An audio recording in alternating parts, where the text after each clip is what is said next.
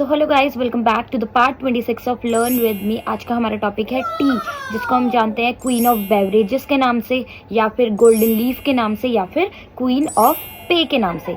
Scientific name camellia sinensis, family theaceae, chromosome number 30, origin China. और साथ ही साथ जब हम अपनी टी ग्रो करते हैं तो उसके लिए जो पीएच रिक्वायर्ड होता है that is 3.2 to 6.2, which is very important. इसको याद रखना आप लोग, इसका पीएच। जो मेजर टी ग्रोइंग स्टेट्स हैं हमारे इंडिया में वो है असम, वेस्ट बंगाल एंड तमिलनाडु। ठीक है, असम सबसे ज्यादा इंपॉर्टेंट है। टी में एक एल्कलॉइड मिलता है, ठीक है, जिसको हम जानते हैं थीन के नाम से। जिससे क्या होता है, जब थकान लगी होती है, थकावट होती है, फटीग होता है, तो हम चाय पीते हैं तो उससे हमारी थकान उतर जाती है। क्यों? क्योंकि टी में एक एल्कलॉइड मिलता है जिसका नाम होता है थीन। टी के 3 इंपॉर्टेंट रिसर्च सेंटर्स या स्टेशन हैं। पहला है उपासी, UPASI, United planter association of south India. ये हमारा सिचुएटेड है कोयम्बटूर, तमिलनाडु में, और स्टैब्लिश हुआ है 1893 में। सेकेंड हमारा आता है TES, टी एक्सपेरिमेंट स्टेशन, जो कि है जोरहट में, असम में। थर्ड हमारा आता है टी बोर्ड, जो कि सिचुएटेड है कैलकाटा में। टी हमारी एक सब ट्रॉपिक्स में उगने वाली क्रॉप है।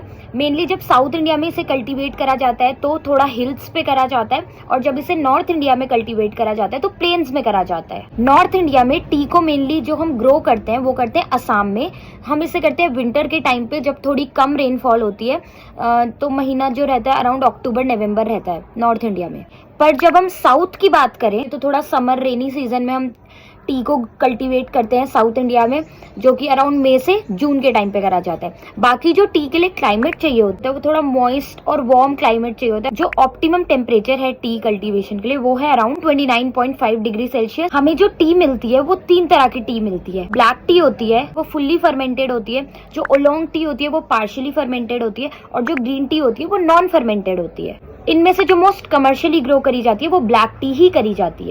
टी का जो प्रोपगेशन होता है, जो प्रोपगेशन मेथड है टी का, दैट इज सॉफ्टवुड कटिंग। जो टी की स्टडी होती है उसको बोला जाता है टिसियोलॉजी। जो ब्लैक टी होती है उसके जो कलर के लिए रिस्पॉन्सिबल पिगमेंट्स है वो है थियाफ्लेविन्स और थियारुबिगिन्स। ठीक है, साथ ही साथ हमारा जो ग्रीन टी होती है उसमें एक फिनोलिक प्रेजेंट होता है जिसका नाम होता है कैटकिन्स। तो जो हेल्थ प्रॉपर्टीज होती है टी की वो इसी फिनोलिक की वजह से होती है। टी में जो एक एस्ट्रीजेंट टेस्ट आता है, एस्ट्रीजेंट मतलब जो मुंह को रफ लगे, थोड़ा हार्श लगे, वो जो टेस्ट आता है वो आता है ड्यू टू टेनिन्स, जो कि एक पॉलीफिनॉल है।